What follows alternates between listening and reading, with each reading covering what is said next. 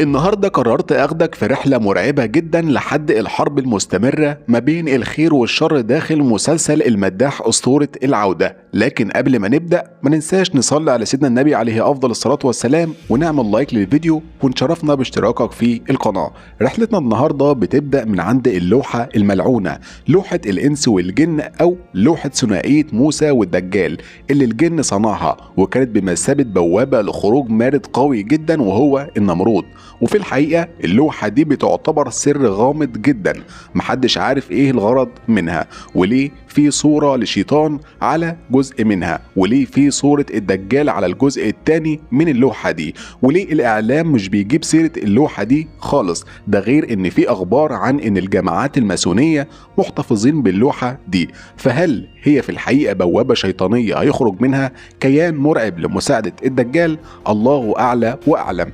بيقدر صابر من خلال الهبة اللي عنده يشوف ان في طلاسم اتضافت لنسخة اللوحة اللي عند الدكتور صبحي، وده لان الكف رمز من رموز الدجال، وبيشير لان قوته فوق قوة البشر العادية، وإنه بيتحكم فيهم، وهو رمز وطلسم من ضمن طلاسم ولاد العم اللي بيستخدموه في السحر والشعوذة.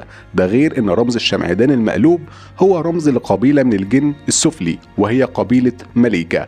وبرضه الشمعدان السباعي المقلوب بيتم استخدامه من قبل ولاد العم في السحر والشعوذة. ده غير إنه بيشير للسبع ممالك أو السبع بوابات الخاصة بالشيطان اللي بيحاول الدجال يفتحهم علشان يساعدوه. ومن الجايز ان اللي يكون حصل في اللوحة ده يكون دليل على لعنتها، وانها ممكن تكون بوابة جديدة لخروج شيطان تاني مع النمرود. وبسبب لعنة اللوحة دي الدكتور صبحي كان محتفظ بيها بعيدا عن كل البشر لانها خطر جدا، والجن اللي بيحرسها ممكن يقتل. لكن للأسف بسبب فضول حبيب ابن الدكتور صبحي تجاه اللوحة وعالم الماورائيات، وهو ما عندوش أي خبرة ومش محصن ضد الحاجات دي، بيظهر له النمرود وبيأذيه علشان يضغط على صابر. النمرود ساحر مرعب من سحرة الجن، وزي ما قلنا قبل كده إن النمرود قرين شيطاني للملك نمرود اللي كان عايش في بابل وتعلم السحر على ايد ابليس بعد ما سجد له. فالنمرود عنده علم كبير جدا بالسحر وبيستخدم نفسه في السحر، وده من خلال ان هو بيتنفس في وش الضحية بتاعته زي ما عمل مع حبيب بالظبط، فبتخرج منه انفاس شيطانية وبتأذي الشخص اللي بيمارس عليه السحر، ومن شر النفاسات في العقد. ولكن المداح بيقدر يعالج حبيب من خلال الرقية الشرعية.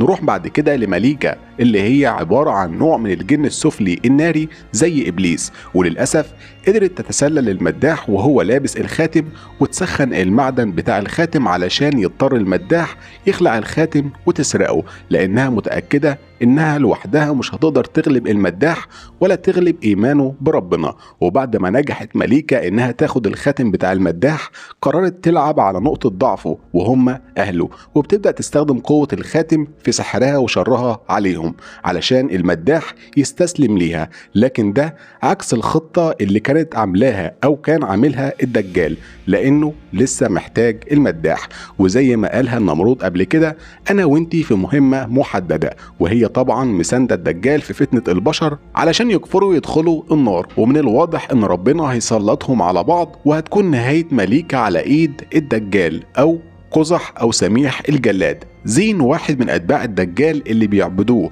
زين بيمثل بوضوح الناس اللي بيستجيبوا للدجال في آخر الزمان واللي هيعبدوه هيصدقوه إنه إله.